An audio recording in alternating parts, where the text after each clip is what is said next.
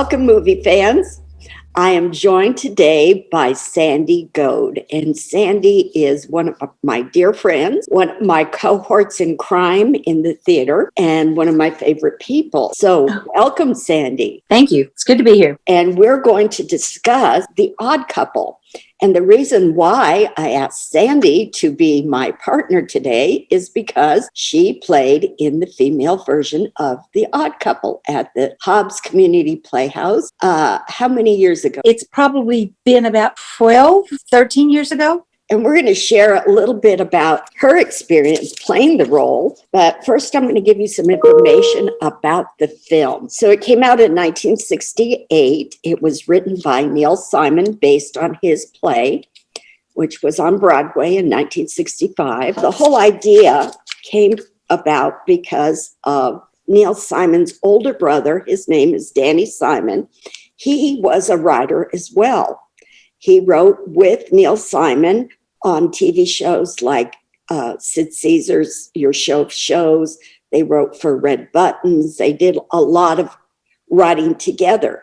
Later on, Danny wanted to stay with TV writing, and Neil wanted to go into playwriting.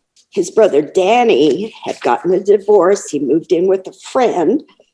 So Mr. Simon had moved in with a newly single theatrical agent named Roy Gerber in Hollywood, and they invited friends over one night. Mr. Simon botched the pot roast. The next day, Gerber told him, "Sweetheart, that was a lovely dinner last night. What are we going to have tonight?" Then Danny got the idea, hey, this would make a neat play. And so he wrote a partial first draft of the play. But it went no further, and he gave the whole kernel of an idea to his brother, and Neil Simon fleshed the whole thing out. Another account does attribute the idea to Mel Brooks, and Mel Brooks, after he got his divorce from his first wife, had moved in with another divorced man, and the other man reported that Mel Brooks drove him crazy because he's hyperactive. He was going through depression. He was just very, very difficult to live with. It was directed by Gene Saks. Gene Saks directed many of Neil Simon's plays and also the screen adaptations of his work. All of the films that were taken from the stage and put on film, he wrote the screenplays. Sometimes that doesn't happen with the play. He won 3 competitive Tony Awards, 1 special Tony Award. He was nominated for Oscars, but never won one. The music is by Neil Hefti. That's a name you may not recognize. His theme for The Odd Couple has always been used for the TV adaptation and for this film itself. Now, this film was nominated for 2 Oscars. One was for Best Adapted Screenplay for Neil Simon and also for film editing. It is on the AFI list of best comedies, best laugh, and it's number 17 on that list. We have Jack Lemmon as Felix Unger. He is an Oscar winner 2 times. He won for Best Supporting Actor for Mr. Roberts and then Best Actor for a film called Save the Tiger. It also stars Walter Matthau as Oscar Madison, and he originated the role on Broadway. He was the original Oscar, and Felix Unger was played by Art Carney on Broadway. And you'll remember him from The Honeymooners. Walter Matthau and Jack Lemmon had appeared in another film directed by Billy Wilder. It was called The Fortune Cookie. If you've never seen it, it is great. It is so funny. Walter Matthau won Best Supporting Actor, his only Oscar, for that role in The Fortune Cookie. That started their association. They made over 11 films together, and they became very good friends. We have these characters, and Herb Edelman plays Murray the cop. You'll recognize his face because he was B. Arthur's ex-husband on The Golden Girl. We have John Fiedler as Vinny, and David Shiner as Roy, Larry Haynes as Speed. Monica Evans plays Cecily Pigeon.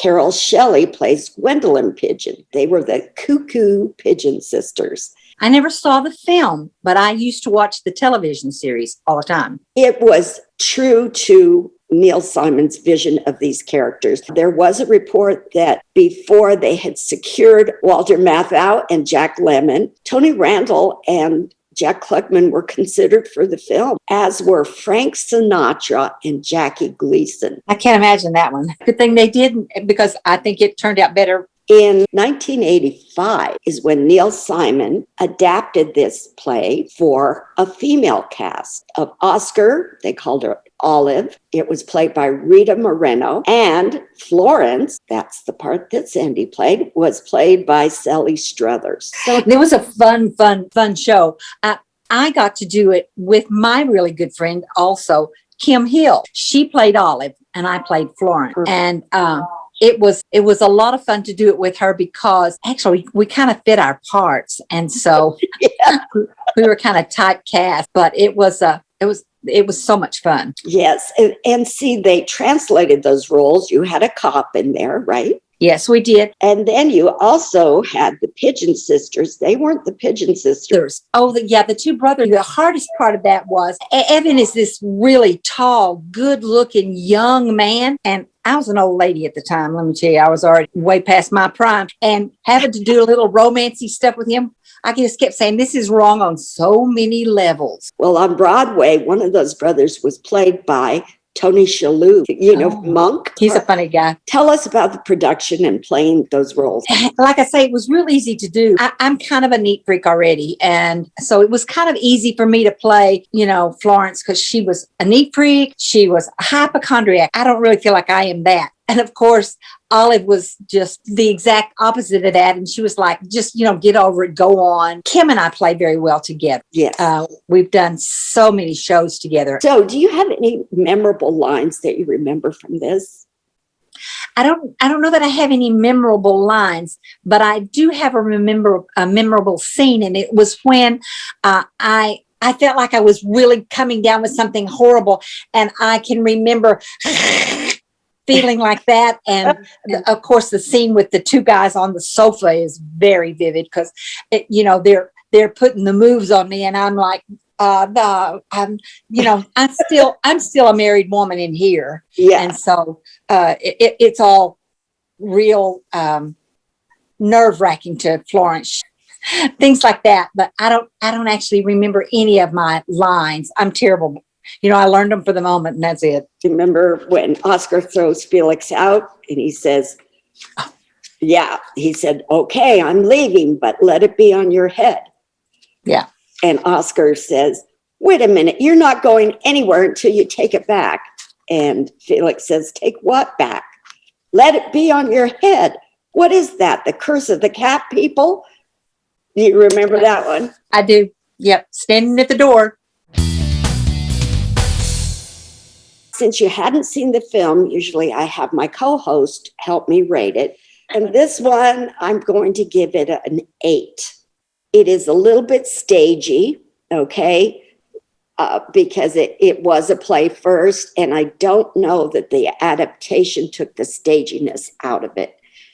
So, well, I'm looking forward to seeing it. I'll probably have to watch it on Sunday. Well, I hope you do. And if you want to see the films, all you have to do is go to our website. You will get a passphrase. You put that in there and boom, you can watch the film. I've watched them. So question, can you watch it at any time or just on Sunday? When it's just on that, it's only 24 hours. Okay. Yeah. All righty. Sounds good. No. Okay. I know you're a busy woman and I really appreciate your time. And viewers, just let us know what you think. Send us your thoughts on Facebook, or you can, send them to me directly. My email is mlyle@nmjc.edu. And we will see you next time. Thank you, Sandy.